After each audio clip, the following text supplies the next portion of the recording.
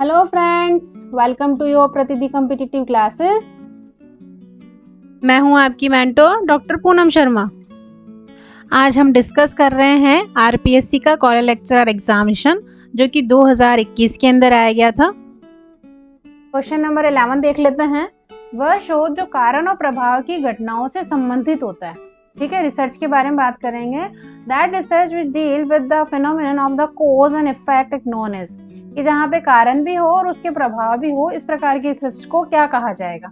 ठीक है, तो ऑप्शन नंबर 1 देख लेते हैं, क्रॉस कल्चर रिसर्च। ये होती क्या एक्चुअली में? देखो, पहले तो होता है क्रॉस का मतलब होता ही, ठीक है। कल्चरल के मतलब कि विभिन्न संस्कृतियों की तुलना में जिसमें मानव व्यवहार की विविधताओं को समझना होता है, उसे सांस्कृतिक संदर्भ प्रभावित होता है। यानी कि आपके इंडिया में बहुत सारे कल्चर यूज हो रहे हैं, ठीक है, और एक दूसरे को क्रॉस भी कर रहे हैं। तो जब कल्चर का अध्ययन करेंगे और वो कल्चर आपके ह्यूमन बिहेवियर पे क्या इफेक्ट डाल रहा है, ये बात करेंगे, तब वो क्रॉस कल्चर हो जाता है। ठीक है, दूसरा जो आपका ऑप्शन है एक्सपेरिमेंटल रिसर्च। एक्सपेरिमेंटल रिसर्च के मतलब में कि पहला एक सेट होता है जो काम कर रहा होता है, इसके बाद जो दूसरा सेट अपन को देखने के लिए, काम अंतर करने के लिए जब कहा जाता है, तो इसमें कारण और प्रभाव, कि इसके कारण से ये प्रभाव आया, ये संबंध स्थापित होता है। ठीक है, तो इसको अपन एक्सपेरिमेंटल कहेंगे। ठीक है, इसमें क्या हो गया कि जैसे क्या ये सही है या गलत है, ये सारी चीजें। जैसे कि अपन ने पानी गर्म किया, सपोज एक एग्जांपल, पानी गर्म किया, कारण था अपने पास कि पानी गर्म किया, पानी गर्म करने से अपना ठीक होता है, बैक्टीरियाज मर जाते हैं, ये सारी चीजें होती हैं। उसके बाद उसका प्रभाव क्या हुआ? प्रभाव में अपन ने देखा कि वो पानी बहुत ज्यादा प्योर हो गया है, बैक्टीरियाज मर गए हैं और बहुत सारी चीजें ठीक हो गई हैं, साथ में उसका टेम्परेचर भी ठीक हो गया। ठीक है, तो प्रभाव एक दूसरे से संबंध रिलेवेंट हो गया ना ये। अच्छा, नेक्स्ट आपका जो ऑप्शन है कंपैरेटिवली रिसर्च, तुलनात्मक। इसका होता है कि जिसका उद्देश्य विभिन्न देशों या सांस्कृतिक की तुलना में करना होता है। ठीक है, कंपैरेटिव करना होता है, तुलनात्मक, कि एक फैक्टर ये है और दूसरा फैक्टर ये है, तो कौन सा बहुत अच्छा है या कौन सा किस चीज के अंदर बहुत खराब है, ये इस तरीके से जो कंपैरिजन किया जाएगा वो कंपैरेटिवली रिसर्च में होगा। ये अक्सर जो किया गया है रिसर्च, ये आपके रूरल एरियाज में हो गया है, या किसी कल्चर को लेकर के स्टडी की गई है, या किसी पर्सन को लेकर स्टडी की गई है। जब हमें कंपैरेटिवली करना होता है तब हम रिसर्च को की जाती है। नेक्स्ट आपका ऑप्शन है डिस्क्रिप्टिव रिसर्च। डिस्क्रिप्टिव रिसर्च के अंदर होता है कि घटना का अध्ययन में विशेषताओं का वर्णन करना होता है, यानी कि उसकी जो विशेषताएं हैं, उसकी जो क्वालिटीज हैं, उनको आपका वर्णन करना होगा कि ये कैसे हुआ, क्यों हुआ, कब हुआ, इसके इफेक्ट्स क्या हो गए। ठीक है, मतलब कि आपको ये शब्द कहना है कि व्हाई, ये है तो क्यों है। तो जिस प्रकार की हम व्याख्या करेंगे वो आपकी डिस्क्रिप्टिव रिसर्च में आएगा। तो ये जो आपका क्वेश्चन है, क्वेश्चन नंबर 11, जिसमें कारण और प्रभाव के बारे में किया गया है, कोर्स एंड इफेक्ट के बारे में चर्चा की गई है, उसका जो राइट ऑप्शन आएगा वो आएगा आपका एक्सपेरिमेंटल, प्रयोगात्मक शोध। क्वेश्चन नंबर 12 देख लेते हैं। A doctor study the relative effectiveness of 2 medicines for dengue fever. इस रिसर्च वुड बी, क्या कह रहा है कि एक जो डॉक्टर है वो रिसर्च कर रहा है कि डेंगू के लिए मैंने जो दवाइयां दी हैं, उन दवाइयों की क्या इफेक्टिवनेस है। ठीक है, तो ये डॉक्टर जानना चाह रहा है। देखो, अब ऊपर वाले क्वेश्चन में अपन ने क्या किया कि एक्सपेरिमेंटल के अंदर जब हम बात करते हैं तो कोज और इफेक्ट की बात करते हैं, तो उसको पता है कि डेंगू हो गया है, क्यों? क्योंकि उसके सिम्टम्स आ गए थे, कोज हो गया, उनको कारण पता है कि डेंगू किस वजह से हो रहा है। अब मैंने जो दवाइयां दी हैं उसका इफेक्ट क्या आएगा। ठीक है, इफेक्टिवनेस के लिए तो पता कर रहा है कि मैंने पहले दवाई दी उसका क्या इफेक्ट आया और दूसरी मैंने जो दवाई दी उसका क्या इफेक्ट आया, कौन सी ज्यादा इफेक्टिव है डेंगू फीवर को खत्म करने के लिए, डॉक्टर ये जानना चाह रहा है। तो इस क्वेश्चन का जो राइट ऑप्शन आएगा वो आएगा एक्सपेरिमेंटल रिसर्च। ठीक है, अच्छा, फर्स्ट ऑप्शन की बात कर लेते हैं कि डिस्क्रिप्टिव रिसर्च के अंदर क्या होता है कि डिस्क्रिप्टिव में वर्णन किया जाता है, और क्या क्या वर्णन किया जाता है, ये क्या है, पेन क्या होता है ना, बुक क्या होती है, ये सारी चीजें। अच्छा, बी ऑप्शन क्या कह रहा है, हिस्टोरिकल रिसर्च। हिस्टोरिकल रिसर्च में क्या होता है कि जो हिस्ट्री है, जो पास्ट है, पास्ट इवेंट, उनके चीजें से अपन को रिसर्च करनी होती है। ठीक है, कि आपके पास्ट में क्या था क्या नहीं था, ये सारा आपका हिस्टोरिकल रिसर्च में होता है। अच्छा, नेक्स्ट आपका जो ऑप्शन है एथनोग्राफी। एथनोग्राफी में क्या होता है कि विभिन्न जाति और संस्कृति का वैज्ञानिक विवरण आपको करना होता है। यानी कि जब भी हमें कुछ कास्ट या आपके ट्राइब्स के बारे में जब हमें बात करनी होगी और उनके कल्चर के बारे में जब हम बात करेंगे तब हम एथनोग्राफी के बारे में बात करेंगे। ठीक है, तो आपको सारे ऑप्शन समझ में आ गए। पर 12th का जो राइट ऑप्शन है ये कह रहा है कि जब इफेक्टिवनेस की बात करेंगे और जो दो दवाइयों के बीच में अपन रिलेशनशिप कर रहे हैं तो उसमें आएगा आपका एक्सपेरिमेंटल रिसर्च। क्वेश्चन नंबर 13 देख लेते हैं।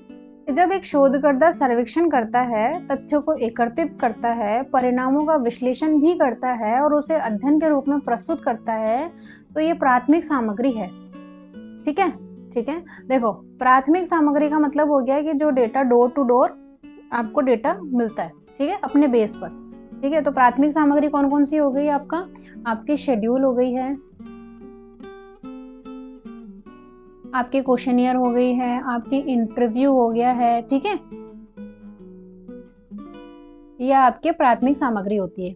ठीक है, तो क्या हो गया, सर्वेक्षण, सर्वे कर रहा है एक रिसर्चर आपका, फिर उनसे डेटा कलेक्ट कर रहा है, फिर उसके बाद उनको है ना रिप्रेजेंट कर रहा है एनालिसिस करके और वो अपनी स्टडी को बना रहा है। ठीक है, दूसरा आपका ऑप्शन क्या कह रहा है कि जब कोई व्यक्ति, लेकिन, किंतु, बट जब कोई अन्य व्यक्ति उन तथ्यों का उपयोग आगे के विश्लेषण के लिए करता है तो वो उसे दैतिक सामग्री बन जाती है। बिल्कुल ये बात भी सही है कि जब हम पहली बार जब हम कोई डेटा कलेक्ट करने के लिए कुछ टूल्स यूज करते हैं तो वो प्राथमिक सामग्री है, पर जब हमें डेटा पहले से मिलते हैं, ठीक है, तो वो हमारी दैतिक सामग्री हो गई। अच्छा, पहले से कौन से डेटा मिल सकते हैं, वो आपके लिटरेचर में हो सकते हैं, वो आपके बुक्स में हो सकते हैं, न्यूज़पेपर में हो सकते हैं। ठीक है, आपके जो ये पांडुलिपियां होती हैं, शिलालेख होते हैं, ये सारे आपके द्वितीयक सामग्री के पार्ट्स होते हैं। यानी कि इसका जो राइट ऑप्शन आएगा वो आएगा ऑप्शन नंबर 4, ए और बी दोनों सही हैं। Question number 14, a study into a role of the social networking site as an effective marketing communication channel, an example of the which is type of research design। क्या कह रहा है, प्रभावी विपणन संचार चैनल के रूप में सोशल नेटवर्किंग साइट की भूमिका का अध्ययन करना होता है। ठीक है, तो कौन सी रचना का उदाहरण हो रहा है कि हमें सोशल नेटवर्किंग साइट की भूमिका की, उसकी क्या भूमिका है, वो सोसाइटी पर, व्यक्ति पर क्या इफेक्ट डालती है, इनका अगर अपने को स्टडी करनी है तो इसमें अपन किस प्रकार की स्टडी का वर्णन करेंगे। ठीक है, तो पहला आपका ऑप्शन है ऑप्शन व्याख्यात्मक। ठीक है, एक्सप्लेनेटरी। ठीक है, व्याख्यात्मक में क्या होता है कि आपको समथिंग फाइंड करना होता है, खोज परख चीजें करनी होती है, क्यों हो रहा है, कैसे हो रहा है, कब हो रहा है। ठीक है, अच्छा, दूसरा आपका ऑप्शन है डिस्क्रिप्टिव। डिस्क्रिप्टिव में आपके जो चीज़ों का डिस्क्राइब किया जाता है कि अध्ययन करना है और इसकी क्या भूमिका रही है। जब हम क्या की बात करते हैं वर्ड, तब हम वर्णनात्मक के बारे में बात करेंगे। नेक्स्ट आपका ऑप्शन है आपका एक्सप्लोरेटरी, अन्वेषणात्मक, यानी इन्वेस्टिगेशन। आपको इन्वेस्टिगेशन करनी होती है कि जो रिसर्च क्वेश्चन होते हैं वो पहले आपके ना पूछे गए हैं, ना बताए गए हैं, मतलब स्टडी नहीं किए गए हैं, आपको कुछ नया खोजना है। ठीक है, फाइंड समथिंग। ठीक है, और नेक्स्ट आपका ऑप्शन है प्रयोगात्मक, एक्सपेरिमेंटल। एक्सपेरिमेंटल का मतलब ये हो गया है आपका कि आपको डेप्थ में उसकी नॉलेज चाहिए होती है। ठीक है, जिसमें आपके कोज होंगे और इफेक्ट्स होंगे। ठीक है, यानी डेप्थ में बिल्कुल गहराई तक जाकर के आपको रिसर्च करनी होती है। तो जब हम नेटवर्क साइट की भूमिका का जब अध्ययन करेंगे कि ये क्या होती है या इस पे क्या प्रभाव पड़ता है, सोसाइटी पर, व्यक्ति पर, चैनल पे क्या प्रभाव करता है, तो जब हम बात करेंगे वर्णनात्मक अनुसंधान की। ठीक है, क्वेश्चन नंबर 15, अनुसंधान प्रारूप क्या है, what is the research design और where is the conducting research that is not grounded in theory. ये ऐसी रिसर्च जो कोई सिद्धांत से रिलेवेंट है ही नहीं। तो देखो, जब भी हम रिसर्च करेंगे वो किसी न किसी सिद्धांत या कॉन्सेप्ट पे बेस होएगी। ठीक है, कॉन्सेप्ट हमें निकालना होता है, उसका कंक्लूजन निकालना होता है ताकि वो एक प्रिंसिपल बन सके, तभी हम रिसर्च को डिजाइन करते हैं। तो ये आपका ऑप्शन नहीं होगा। दूसरा आप क्या कह रहे हैं, framework to average stage the collection of the analysis and data. Definitely जब हम रिसर्च को डिज़ाइन करते हैं तब उसमें ये भी होगा कि हमें कैसे डेटा कलेक्ट करना है और कैसे उसका एनालिसिस करना है, ये हमें पता होता है। ठीक है, यानी कि ये ऑप्शन हमें ठीक लग रहा है अभी तक। नेक्स्ट आपका ऑप्शन देखेंगे, the choice between using qualitative and quantitative method. देखो, इन्होंने क्या कहा पहले वाले स्टेज में कि हमें डेटा कलेक्शन करना है और उसका एनालिसिस करना है। डेफिनेटली हमें करना है, बट हमें ये भी देखना है कि कौन से डेटा में हमें क्वालिटेटिव लेना है, कौन सी में आपको क्वांटिटेटिव लेना है। ठीक है, तो नेक्स्ट आपका ऑप्शन क्या कह रहा है, the style of the which you present your research finding as a graph. ठीक है, कि आप जिस शैली में अपने शोध निष्कर्ष प्रस्तुत करते हैं, यानी कि ग्राफ में बनाएंगे या किसी प्रकार की चित्रावली आप यूज़ करेंगे, इस प्रकार से आपको आपकी रिसर्च को बताना होता है कि हमें किस प्रकार का डेटा हमने कैसे आपको शो किया है। ठीक है, कि आपको ग्राफ बना दिया या आपके पैराडियम बना दिया, बार बना दिया, इस प्रकार से। देखो, पर जब हम रिसर्च डिज़ाइन करते हैं, इनमें ये वाला ऑप्शन ठीक है, ये भी ठीक है आपका, पर सबसे ज़्यादा जो इफेक्टिव आपका ऑप्शन आ रहा है वो आ रहा है ये कि जब हम क्वालिटेटिव और क्वांटिटेटिव मेथड यूज़ करते हैं तभी अनुसंधान प्रारूप बनता है। क्वेश्चन नंबर 16 देखते हैं। एक प्राकल्पना जो पर्याप्त जानकारी की उपलब्धता में अनुसंधान विषय के बारे में अनुसंधानकर्ता के प्रारंभिक अनुमान पर आधारित नहीं होती है, उसे कहते हैं a hypothesis which is the based on the preliminary assumption of the researcher about the topic when sufficient information is not available।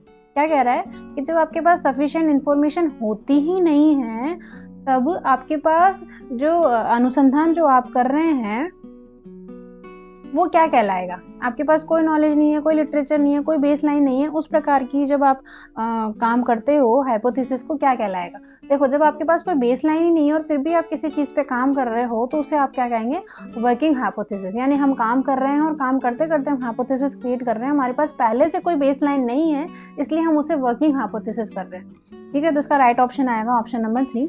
अब बात कर लेते हैं आपके फर्स्ट ऑप्शन की, साइंटिफिक हाइपोथेसिस। साइंटिफिक हाइपोथेसिस में क्या होता है, वैज्ञानिक प्राकल्पना में, कि जो प्राकृतिक दुनिया में देखी गई जो अस्थायी जो चीजें हैं, ठीक है, उनकी व्याख्या करना कि आज क्या है, आज नेचर क्या कह रहा है, आज बारिश आएगी, आज तूफान आएगा, आज बाढ़ आएगी, आज सूखा पड़ेगा। इस प्रकार की जो हाइपोथेसिस होएगी, जो हमारे पास डेटा है, उनको अपन साइंटिफिकली कर सकते हैं।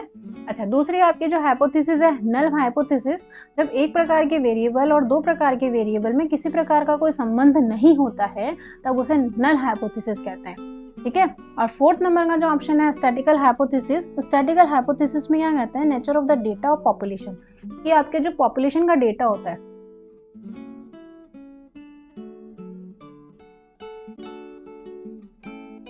यानी कि 1 2 3 4 5 6 है ना, लाइक दैट, ये स्टैटिकल आपके हाइपोथेसिस है कि इसके बाद ऐसा होगा, ऐसा होगा, ऐसा होगा, ऐसा होगा।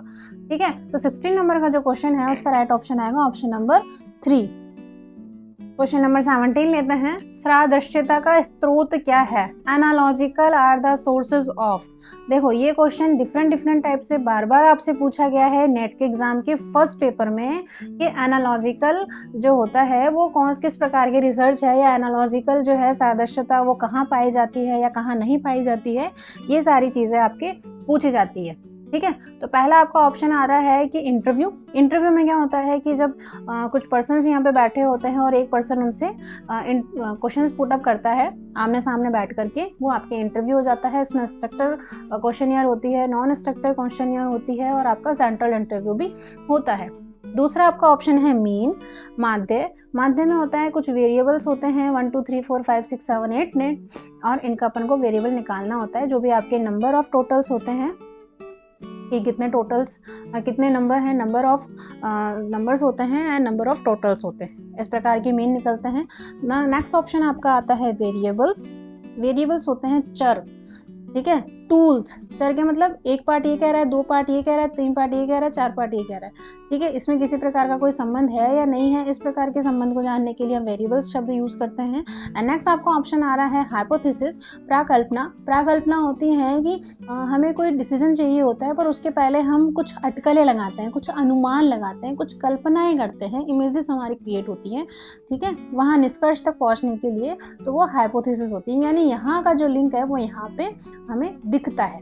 ठीक है, तो जब आपके पास कोई बेसलाइन है और उसका इफेक्ट आपको लास्ट में दिख रहा है, उस प्रकार की चीज को आप हाइपोथेसिस क्रिएट कह सकते हो, कि सादृश्यता हमेशा हाइपोथेसिस में ही होती है। ठीक है, क्वेश्चन नंबर 18, प्राकल्पना के परीक्षण के संदर्भ में निम्नलिखित में से कौन सा कथन सही है, कि प्राकल्पना का परीक्षण किया जा सकता है, हाइपोथेसिस की टेस्टिंग की जा सकती है या नहीं की जा सकती है।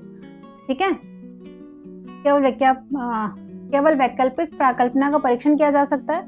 देखो अल्टरनेटिव जो हाइपोथेसिस होती है वो होती है कि हमें ऑन द स्पॉट हमें कुछ हाइपोथेसिस क्रिएट करनी होती है, तब उसे अल्टरनेटिव हाइपोथेसिस की जा सकती है। तो हाइपोथेसिस में क्या होता है कि जब हम किसी कंक्लूजन में पहुंचते हैं और अभी हमने ऑन द स्पॉट एक हाइपोथेसिस क्रिएट की है, तो उनका अपन टेस्ट कर सकते हैं कि क्या हाइपोथेसिस इस कंक्लूजन से रिलेटेड है या नहीं है। ठीक है। अच्छा, दूसरा आपका ऑप्शन कह रहा है it is only the null hypothesis can be tested. आपकी नल हाइपोथेसिस है उसका भी परीक्षण किया जा सकता है। डेफिनेटली किया जा सकता है कि वेरिएबल ए और बी के बीच में किसी प्रकार का कोई कनेक्शन है या नहीं है। देखो जब कनेक्शन नहीं होगा तभी नल हाइपोथेसिस होगी। ठीक है, जब नहीं है इसके लिए हम इसका टेस्ट कर सकते हैं और इसका टेस्ट कर सकते हैं। थर्ड आपका ऑप्शन कह रहा है both the alternative and the null hypothesis can be tested, यानी कि आपके अल्टरनेटिव और जो नल हाइपोथेसिस है दोनों का टेस्ट किया जा सकता है। डेफिनेटली हमें दोनों का टेस्ट किया जा सकता है कि आपकी जो अल्टरनेटिव क्या जो वेरिएबल है वेरिएबल ए वो क्या बी वेरिएबल को इफेक्ट कर रहा है या नहीं कर रहा है, और जो नल हाइपोथेसिस है कि वेरिएबल ए और वेरिएबल बी में किसी प्रकार का कोई कनेक्शन है या नहीं है, ये आपके हाइपोथेसिस में टेस्ट की जा सकती है। तो इसका जो राइट ऑप्शन आएगा वो आएगा ऑप्शन नंबर 3। क्वेश्चन नंबर 19 देख लेते हैं। In which sampling method each population element has an equal chance to selection? कि ऐसी कौन सी सैम्पलिंग मेथड है कि सभी प्रकार के जो सिलेक्शन होंगे वो इक्वल रूप से होंगे, समान रूप से, यानी कि ये आपका एरिया हो गया है, इसमें इस प्रकार के जो डेटा हैं अगर इनको अपन चूज करेंगे तो ये जो सैम्पलिंग टूल चूज करेंगे इसमें इक्वल चांसेस हैं सबके सेलेक्ट होने के। तो इस प्रकार की जो सैम्पलिंग मेथड आएगी वो आएगी रैंडमली सैम्पलिंग, यानी कि आपने गुच्छे को कंटिन्यू उठा लिया है जो पूरी पॉपुलेशन को इफेक्ट कर रहा है, पूरी पॉपुलेशन को रिप्रेजेंट कर रहा है। ठीक है, बाकी सारी जो पर्पसिव सैम्पलिंग होती है स्नोबॉल, उसके अंदर बॉल इस तरीके से घुमाई जाती है, वो जहाँ रुक गई वहाँ उस प्रकार से डिसीजन हो जाता है। क्वाटा अभ्यंश प्रतिदर्श जिसे कहा जा सकता है, उसके अंदर कहता है कि इस समूह से इस समूह से इस समूह से इस समूह से कुछ प्रकार के डेटा ले लिए गए और उस प्रकार में आपके सैम्पलिंग मेथड होती है। स्ट्रेटिफाइड सैम्पलिंग जो होती है स्तरीकृत प्रतिदर्श, उसके अंदर क्या होता है कि आपका एक लेवल डिसाइड कर लिया जाता है। ठीक है, ये लेवल हो गया, इसमें से आपने 2 डेटा ले लिए, इसमें से 2 ले लिए, इसमें से 2 ले लिए, इसमें से 2 ले ली, यानी कि आपने डिवाइड कर दिया है उनको एक लेयर के अंदर। ये आपके स्ट्रेटिफाइड सैम्पलिंग मेथड हो गया है। और रैंडमली जो सैम्पलिंग मेथड होती है वो आपके इक्वल आपको डेटा आपको कलेक्ट करने होते हैं। ठीक है, तो 19 नंबर का जो क्वेश्चन है उसका जो सीधा सीधा करेक्ट ऑप्शन आएगा वो आएगा 4 सरल देव प्रतिदर्शन।